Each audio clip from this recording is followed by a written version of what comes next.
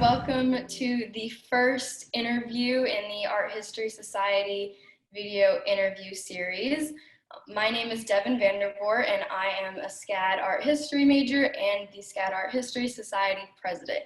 So today we're going to talk to Professor Trittel about her path to SCAD and what she's interested in. So welcoming Professor Trittel. Hi, thanks. Glad to be here. We're glad to have you. So if you want to talk a little bit about the area that you specialize in and how you got to specialize in that, and then how your passion for that led to your professional career and the things that you've done. Oh, wow. That's a pretty big undertaking, isn't it? Well, it is interesting how people become art historians, because, you know, when you're a kid in kindergarten, you don't say, I want to be an art historian, do you? So it is an unusual path. I actually got my undergraduate degree in interior design. And like many of the professors here at SCAD, we have an art background, which I think is one of the great benefits of SCAD, because when you actually understand how difficult it is to create art, then you can appreciate it even more, right? But I worked for several years in interior design and in engineering.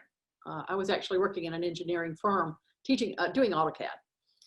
When the big bosses called me into their office, and I thought, oh, what have I done? But actually it was good news. They're like, you know, we're so impressed by your work, we want to send you to engineering school so that you can advance in the company. And I thought, oh, nothing could be worse than being an engineer. It was way too small for me. So it made me realize that I had gotten stagnant. And so I, you know, really thought long and hard about what I cared about. And what I cared about was art. You know, on my weekends, I was living in Atlanta. I was going to the High Museum and all, you know, any kind of art exhibit, I was there. And so I was like, you know what, this is the path for me. And so I eventually decided to pursue getting my graduate work in art history. And so my passion has always been British art. And so I applied to several universities in England and ended up going to the University of Essex.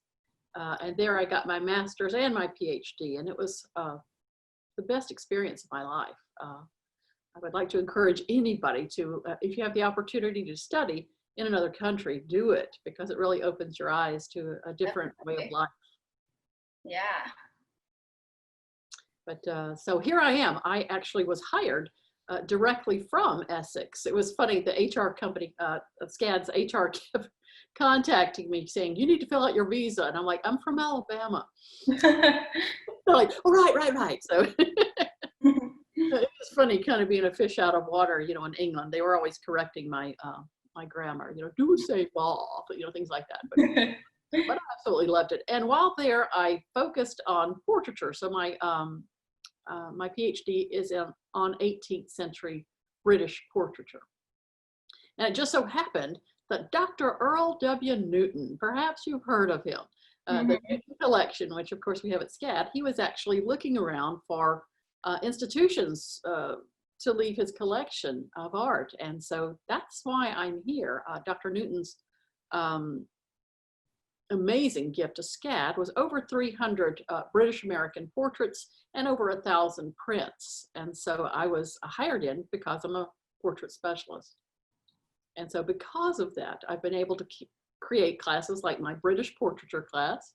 And of course, my understanding of Hogarth, I have a 400, 700 class that focuses on Hogarth's art. And well, I guess that's why I'm here, because of that. And so I've obviously enjoyed incorporating the Newton collection regularly in my classes. We always visit it when we're able to. So these past couple of quarters, we've had virtual visits. This quarter, for example, this summer, I'm teaching 18th century art, and we had a virtual tour of the Newton collection where we looked, one of the registrar was there and showing the images that I was talking about them. So. Oh, good. Well, that's good that you still got to use that collection, because I've seen it before too. I know it's a really, really awesome collection that we have here. So how did you fall into portraiture?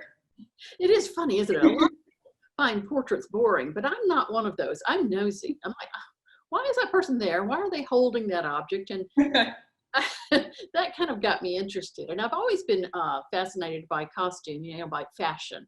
And I think that was kind of my entree into portraits because I was interested in what they were wearing. Again, oddly enough, my dissertation was on male portraiture.